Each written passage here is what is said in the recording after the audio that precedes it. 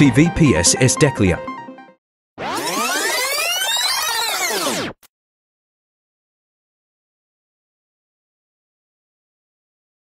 Ayo seluruh anak ber-TV, bangunkan Malaysia Madani.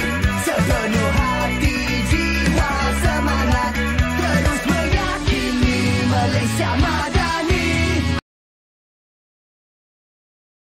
Assalamualaikum dan salam Malaysia Madani.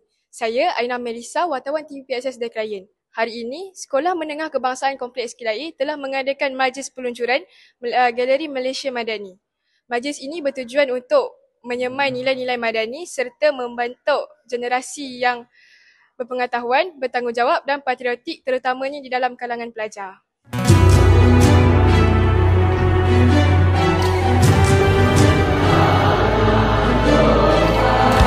Peradaban kita bangunkan, bina kota, bina insan. Dari budi jadi budaya, bina asas kemampanan, kesejahteraan masa depan. Ayo seluruh anak ber-TV, bangunkan Malaysia Madani. Sepenuh hati, jiwa, semangat, terus meyakini Malaysia Madani. Ayo seluruh anak ber-TV, semarakkan Malaysia Madani. Sepenuh hati, jiwa, semangat, terus meyakini Malaysia Madani.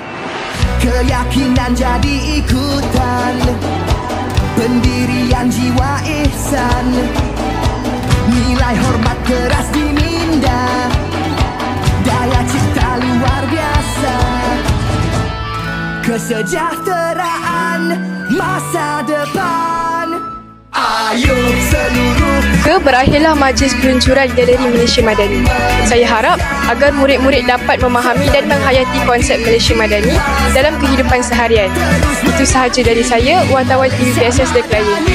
Ayo seluruh anak ber-TV, semarakkan Malaysia Madani. Sepenuh hati, jiwa, semangat, terus meyakini Malaysia Madani. Malaysia Madani, Malaysia Madani, Malaysia Madani, Malaysia Madani, Malaysia Madani, Malaysia Madani.